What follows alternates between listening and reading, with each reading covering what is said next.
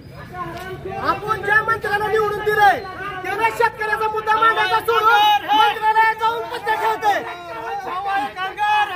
अशा मंत्र्याला त्यांनी सत्ता ठेवणं कसं काय? शेतकरी घ्यायला काय काय नाही का?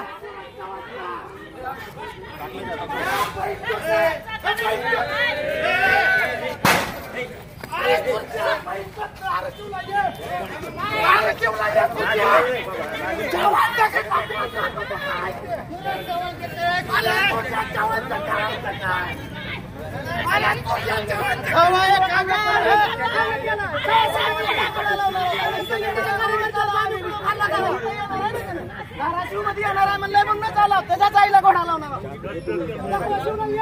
फक्त